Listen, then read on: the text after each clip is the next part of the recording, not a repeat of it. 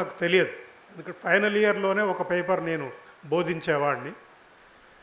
Academic year బిగినింగ్లో 2006 June తర్వాత అప్పుడే సెకండ్ ఇయర్ పాస్ అయిన వాళ్ళు లిస్టులు అన్నీ కూడా ఇంకా రావు.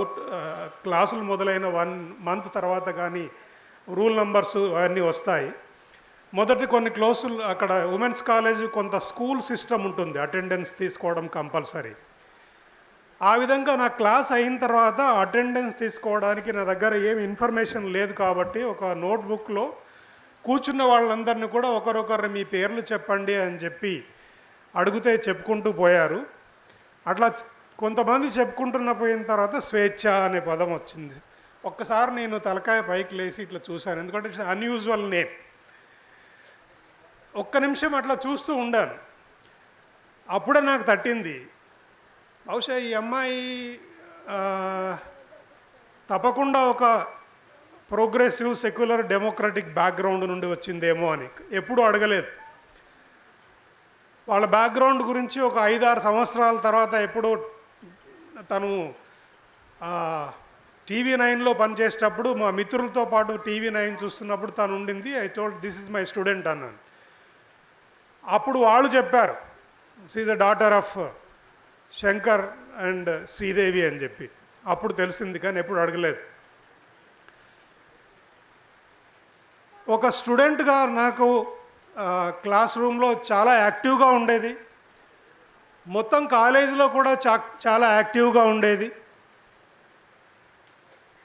ప్రతి క్లాసు జరిగిన తర్వాత కూడా ప్రశ్నల సందర్భంలో అప్పుడప్పుడు కొన్ని ప్రశ్నలు, అంటే అన్యూజువల్ క్వశ్చన్స్, యూజువల్ క్వశ్చన్స్ కాదు, మామూలుగా మిగతా వాళ్ళు నేనేం బోధించానో దాంట్లో నుండి తీసుకొని అది అర్థం కాలేదనో వివరించమని అడిగేది.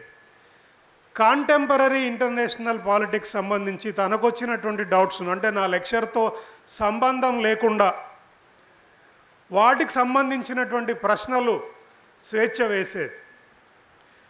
సో 2007 మార్చ్ ఏప్రిల్ తర్వాత ఉమెన్స్ కాలేజీలో తన చదువు అయిపోయింది. మరలా 2007 జూలై ఆ ప్రాంతంలో అదే కాలేజీ నుండి యూనివర్సిటీ మొత్తం అడ్మిషన్స్ జరిగేవి. కౌన్సిలింగ్కి వచ్చినప్పుడు సీట్ వచ్చిన తర్వాత డిపార్ట్మెంట్కి వచ్చి, సార్ నాకు BCJలో సీట్ వచ్చింది అని చెప్పింది. సంతోషమమ్మ, చాలా బాగా చదువుకో అని చెప్పాను. That was the last time I met her. మీ అందరికీ ఒక కవయిత్రిగా, ఒక జర్నలిస్ట్గా, ఒక యాంకర్గా తెలుసు. మీలో ఎంతమందికి ఆమెలో ఉన్నటువంటి ఒక ఆర్ట్ గురించి తెలుసో తెలియదో నాకు తెలియదు. ఒకరోజు నేను క్లాస్ తీసుకుంటున్నప్పుడు 1 అవర్ క్లాస్ ఉండేది. తన నోట్బుక్లో గీస్తూ ఉంది. నేను అబ్జర్వ్ చేస్తున్నాను, తను గీస్తూ ఉంది. ఆ గీయడం ఏదో పాయింట్స్ నోట్స్ చేసుకునే విధంగా నాకు అనిపించలేదు. క్లాస్ అయిన తర్వాత గెట్ మీ యువర్ నోట్బుక్ అని చెప్పి అడిగాను. తను ఇవ్వలేదు. పక్కన ఉన్నటువంటి ఫ్రెండ్ తీసుకొని వచ్చి నాకు చూపించింది. చక్కగా నా క్యారికేచర్ వేసింది. It is very good caricature in her rough notebook.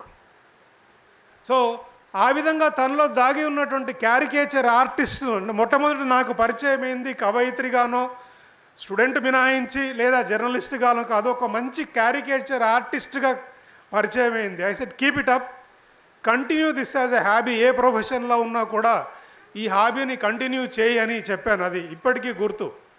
అంటే ఆ పేజీ చింపి నాకు ఇవ్వలేదు, తర్వాత తెలియదు. అండ్ ఇంకొక టీచర్ సతీష్ చంద్ర అని ప్రొఫెసర్ సైన్స్, ఆయన బొమ్మను కూడా గీసింది. బహుశా మిగతా టీచర్ల బొమ్మలు కూడా గీసి ఉండవచ్చు. చాలా మంచి క్యారికేచర్ ఆర్టిస్టు. సో ఆ తర్వాత తను చదువు అయిపోయి టీవీ ఛానల్లో చేరిన తర్వాత నా ఫోన్ నంబర్ ఎక్కడి నుంచో సంపాదించింది. అప్పటి నుంచి బహుశా 7-8 నెలల క్రితం చివరిసారిగా ఫోన్ చేసింది. అంతకుముందు మామూలుగా సోషల్ మీడియాలో పరిచయం. తన కవితలు కూడా వాట్సాప్లో పంపించేది. సో ఎప్పుడైనా ఒక రాజకీయ నాయకుడినో ఇంపార్టెంట్ ఇంటర్వ్యూ చేసే సందర్భంలో సహజంగా తాను ఒక మంచి జర్నలిస్ట్గా అన్నీ ప్రిపేర్ చేసుకునేది. మేబీ రీకన్ఫర్మేషన్ కోసమో ఏమో తెలియదు, కానీ నాకు ఫోన్ చేసేది. నేను నా ఇంటర్వ్యూ ఈ పలానా నాయకుడితో ఈ అంశం పైన ఇంటర్వ్యూ చేస్తున్నాను, నేను ప్రిపేర్ అయ్యాను, పలానా అంశాలు నేను రాశాను, ఇంకేమైనా ప్రశ్నలు ఏమైనా అడగాలా సార్ చెప్పండి అని చెప్పి అడిగేది. సో ఈ విధంగా మా ఇంటరాక్షన్ సాగుతూ ఉండేది. ఒక 2 లాంగ్ ఇంటరాక్షన్స్, అంటే last interaction more than 1 hour. అంతకుముందు వాళ్ళ పాప 5 లేదా 6వ తరగతి చదువుతున్నప్పుడు ఫోన్ చేసింది. అప్పుడు చెప్పింది, I'm a single mother and నాకు ఒక అమ్మాయి ఉంది, తను కేంద్రీయ విద్యాలయంలో చదువుతుంది.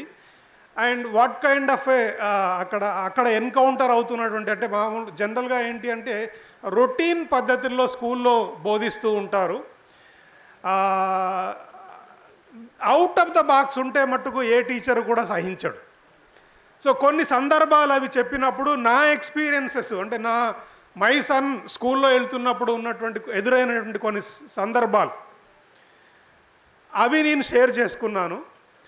తన అమ్మాయి ఎలా ఉంటుంది, ఏ విధంగా చదువుతుంది, స్కూల్లో ఏం జరుగుతుంది, ఇవన్నీ కూడా nearly more than 30-40 minutes discuss చేసింది. చివరిగా లాస్ట్ 8 నెలల క్రితం, సార్ నేను యూట్యూబ్ ఛానల్ పెట్టాలని అనుకుంటున్నాను, ఇండిపెండెంట్గా జర్నలిజాన్ని కొనసాగించదలుచుకుంటున్నాను. సో ఈ ఇండిపెండెంట్గా యూట్యూబ్ ఛానల్ కనుక నేను పెడితే తప్పకుండా మీ అవసరాలు, మీ సలహాలు అవసరము. సో ఈ విధంగా నేను ప్రొసీడ్ అవ్వదలుచుకున్నాను అని చెప్పి చాలా nearly 1 hour, maybe more than 1 hour discussion సాగింది. నేను ఎంకరేజ్ చేశాను. సో కానీ నిలదొక్కునేటువంటి సామర్థ్యం ఉందా నీకు, హైలీ కాంపిటేటివ్ ఫీల్డ్, 1 సంవత్సరం వరకు కానీ ఎలాంటి మానిటరీ బెనిఫిట్స్ అనేటువంటివి ఆ ఫీల్డ్లో ఉండవు. సో వాటన్నిటికి కూడా ఏంటి తను సిద్ధమైంది. తర్వాత ఏమైందో తెలియదు, ఇంకా అది వచ్చిందా రాలేదా తెలియదు, మాట్లాడదు. ఎప్పుడైనా టీవీలో నేను చూసేటప్పుడు కనుక కనపడితే తప్పకుండా ఆ ప్రోగ్రాం చూసేవాడిని. సో కానీ సడన్గా తను మరణించినప్పుడు ఒక 10 days నేను ఇక్కడ లేను, కేరళలో ఒక అకాడమిక్ అసైన్మెంట్ పైన ఒక అటానమస్ కాలేజీలో ఉన్నాను. సో ఈవినింగ్ అట్లా చూస్తుంటే డేవిడ్ ఫేస్బుక్లో పెట్టి ఇమీడియట్గా కాల్ చేశాను. ఒక 2-3 కాళ్ళ తర్వాత కానీ కాల్ తీసుకోలేదు. అవును సార్ నిజమే ఇది. ఆ తర్వాత కొంత మీడియా చూస్తూ పోతుంటే ఇంతకుముందు మిత్రులు అల్లం నారాయణ గారు, తర్వాత ఇతర మిత్రులు కూడా మీడియా గురించి రకరకాల కాదు, నేను జనరల్గా చూడను, అట్లాంటి ఇంట్రెస్ట్ కూడా లేదు నాకు, ఎక్సెప్టింగ్ ఏమన్నా డిస్కషన్స్ మినాయించి. అవన్నీ కనుక చూస్తుంటే నాకు 2016లో మరణించినటువంటి ప్రఖ్యాత ఇటాలియన్ రచయిత ఉంబర్తో ఈకో, ఆ పేరు వినే ఉంటారు, 2016లో ఆయన చనిపోయాడు. ఆయన చనిపోకున్న కొన్ని రోజుల ముందు సోషల్ మీడియా పైన ఒక కామెంట్ చేశాడు.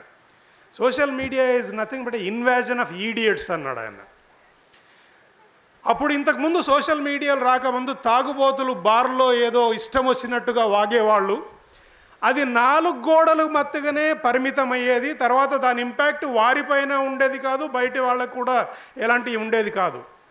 సరిగ్గా ఆ విధంగా జరిగేటువంటి తాగుబోతు వాగుడు సోషల్ మీడియా వచ్చిన తర్వాత విచ్చలవిడిగా జరుగుతూ ఉన్నది అని చెప్పి, అది నిజమే అని ఈ సందర్భంలో కూడా మరొకసారి నాకు రుజువు అవుతూ ఉన్నది.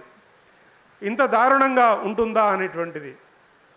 సో ఇది ఒక్కటి నాకు అర్థం కాని విషయం ఏంటి అంటే, 1 year డైరెక్ట్ స్టూడెంట్ ఉన్నప్పటికీ చాలా ఇంటరాక్షన్స్, ఆ తర్వాత ఫోన్లో ఇంటరాక్షన్, తర్వాత స్వేచ్ఛ, ధైర్యస్తురాలు, మంచి ధైర్యం కలిగినటువంటి వ్యక్తి, సమస్యలను ఎదుర్కొనేటువంటి సత్తా కలిగినటువంటి వ్యక్తి, సమాజాన్ని అర్థం చేసుకున్నటువంటి వ్యక్తి. ఇట్లాంటి అమ్మాయి ఇంత సడన్గా ఇట్లాంటి వార్త వినాల్సి వచ్చింది అంటే ఎంత క్షోభను అనుభవించి ఉండవచ్చు, ఎంత కార్నర్ చేయబడి ఉండవచ్చు, ఆ పరిస్థితికి ఏ విధంగా నెట్టివేయబడి ఉండొచ్చు అని నాకు అనిపించింది. ఏది ఏమైనప్పటికీ కూడా ఇవి నాతో ఉన్నటువంటి చిన్న జ్ఞాపకాలు. ఈ స్వేచ్ఛ మరణం అనేటువంటిది ఇంకా నాకు మింగు పట్టణంలో, ఇప్పటికీ నాకు తర్వాత ఎప్పుడు ప్రత్యక్షంగా చూడలేదు, ఫోటోలు అవన్నీ చూశాను. ఇంకా కూడా తన డిగ్రీ క్లాసులో ఫైనల్ ఇయర్లో చలాకీగా కనబడేటువంటి అమ్మాయి మొహమే నాకు కనబడుతూ ఉంటుంది. అది అట్లాగే ఉండాలని నేను కోరుకుంటున్నాను. Thank you.